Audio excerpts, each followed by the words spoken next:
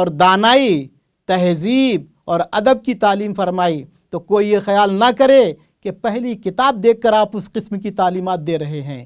آقا کریم صلی اللہ علیہ وسلم کو بڑی مصیبتوں میں مبتلا کیا گیا، کیونکہ قاعدہ ہے کہ اللہ جل شانہ کے خاص بندوں پر زیادہ سختیاں کی جاتی ہیں، ان کو آزمایا جاتا ہے کہ وہ ان مصائب میں خدا کی رضامندی کا کہاں تک خیال رکھتے ہیں۔ رسول پاک چونکہ سب سے زیادہ بزرگ اور رب کے خاص بندے تھے، اسی وجہ سے آپ پر زیادہ سختیاں اور مصیبتیں نازل ہوئیں، اور گویا آپ نے بہت سے امتحانات میں بہت سی سندیں حاصل کیں۔ اور دستور و قاعدہ یہ ہے کہ جس کے پاس جتنی زیادہ سندیں ہوتی ہیں اس کی قدر اتنی زیادہ ہوتی ہے۔ لڑکپن میں آقا آپ کے اخلاق بڑے عظیم تھے۔ آپ ذہین، سمجھدار، نیک طبیعت، صابر اور خوددار تھے۔ سنجیدگی اور متانت کے گویا آپ پتلے تھے۔ کھیل کود کی طرف بالکل توجہ نہ تھی۔ حیا کی یہ حالت تھی کہ کبھی آپ کا سطر نہیں کھل سکتا تھا۔ کھانا کھانے کے وقت اکثر بچے عادت کے مطابق شور و شغف کیا کرتے ہیں، مگر آپ صلی اللہ تعالیٰ علیہ وسلم خاموشی سے بیٹھے رہتے تھے۔ جب آپ کے چچا حضرت ابو طالب آپ کو بلاتے، اس وقت حضور دسترخوان پر تشریف لے جاتے اور کھانا کھاتے۔ جیسا بھی کھانا ہوتا اس پر کبھی ناک بھنگ نہ چڑھاتے۔ سچائی، امانت داری، ادب، تعظیم، تہذیب گویا آپ کی گھٹی میں پڑی تھیں، یا یہ کہو کہ قدرت کے ہاتھوں نے تمام اچھی باتوں کی ایک تصویر بنائی تھی۔ جب حضور صلی اللہ علیہ وسلم سمجھدار ہوئے، اسی وقت سے قوت بازو سے کام کر کے گزر بسر کرنے کا شوق تھا۔ کسی دوسرے پر اپنا بوجھ ڈالنا ہرگز گوارا نہ ہوتا تھا۔ حضور نے مزدوری پر بکریاں چرا کر بھی گزر بسر کی ہے اور تجارت بھی کی ہے۔ تجارت کے لیے پہلا شام کا سفر سرکار دو عالم صلی اللہ علیہ وسلم نے فرمایا۔ حضرت ابو طالب کا شغل تجارت تھا، اس سلسلے میں وہ اکثر ملک شام آیا جایا کرتے تھے۔ جب آقا علیہ السلام کی عمر جب 12 سال کی ہوئی تھی کہ وہ حضرت ابو طالب ایک تجارتی قافلے کے ہمراہ کچھ مال تجارت لے کر شام کی طرف جانے لگے، اور آپ کو آپ کی سفر کی تکلیف کی خیال سے مکہ ہی میں چھوڑ دینا چاہتے تھے۔ چونکہ آقا ہمہ وقت حضرت ابو طالب کے ساتھ رہتے تھے، اس لیے اس جدائی کو برداشت نہ کر سکے، اور چلتے وقت آپ صلی اللہ تعالیٰ علیہ وسلم چچا سے لپٹ گئے۔ حضرت ابو طالب نے آقا علیہ السلام کی دل شکنی گوارا نہ کی اور ان کو اپنے ہمراہ ملک شام لے گئے۔ ملک شام کے جنوبی حصہ میں ایک مقام بصرہ ہے۔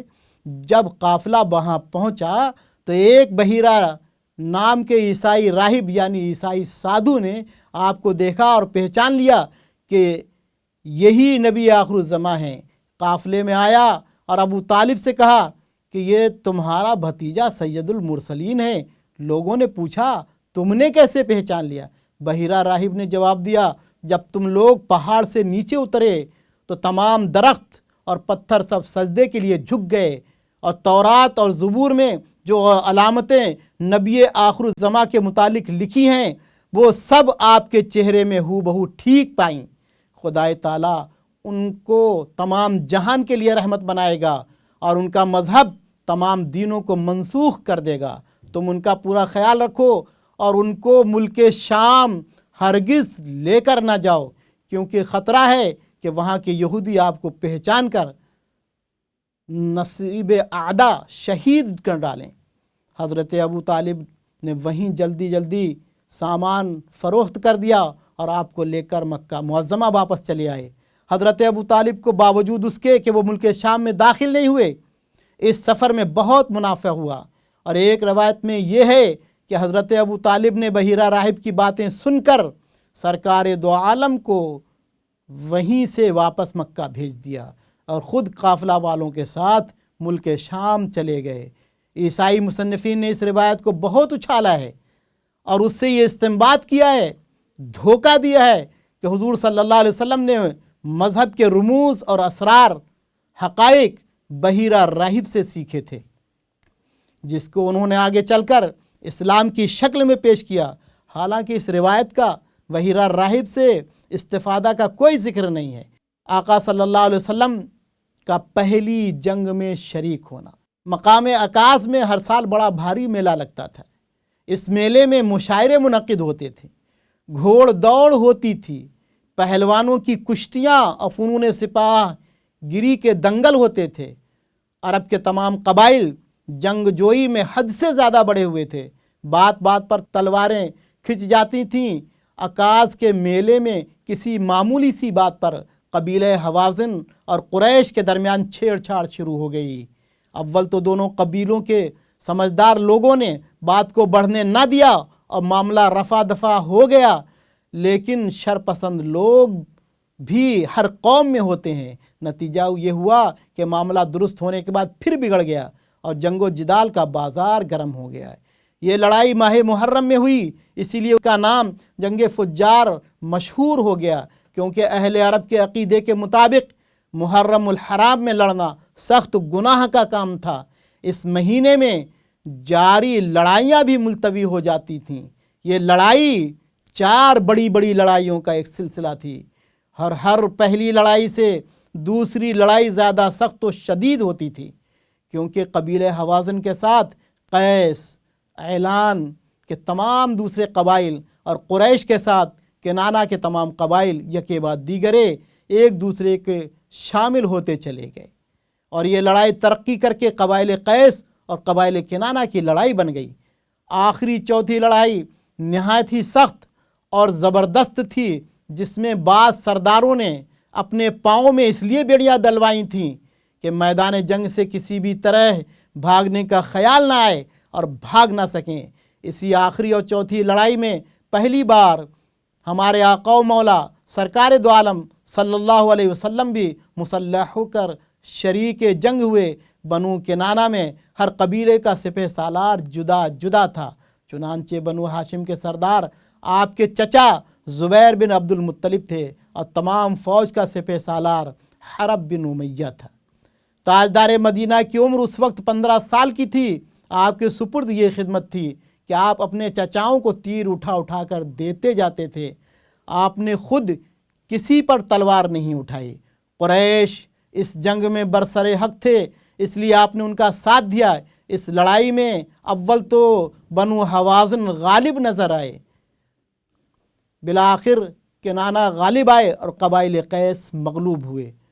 شغل تجارت، یعنی آقا دو جہاں صلی اللہ علیہ وسلم نے تجارت کب شروع کی؟ آقا دو جہاں صلی اللہ علیہ وسلم جب سن شعور کو پہنچے تو اس کے بعد کسب معاش کی فکر ہوئی۔ اس وقت آپ نے تجارت کا خاندانی اور پاک شغل اختیار کیا، لیکن سرمایہ کی قلت کی وجہ سے مستقل کاروبار نہیں کر سکتے تھے۔ خاندانی شغل کی وجہ سے آپ کو کافی تجربہ تھا۔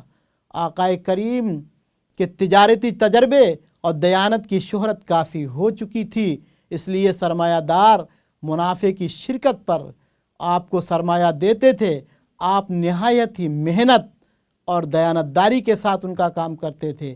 رفتہ رفتہ آپ کی دیانت داری اور امانت داری کی شہرت دور دور تک پھیل گئی۔ جن لوگوں سے بھی آپ کا معاملہ ہوا، سبھی نے آپ کو بے حد امین، صادق القول، راست کردار اور خوش معاملہ پایا۔ ایک صحابی رسول حضرت عبداللہ بن ابی الحمصہ بیان کرتے ہیں کہ بعثت سے پہلے میں آپ سے کسی معاملہ کی بات ابھی ختم نہ ہوئی تھی کہ مجھے کسی ضرورت کی وجہ سے دوسری طرف جانا پڑ گیا۔ میں جاتے ہوئے آپ صلی اللہ علیہ وسلم سے کہہ گیا کہ آپ یہیں ٹھہرے رہیں، میں ابھی واپس آ کر معاملہ ختم کر دوں گا۔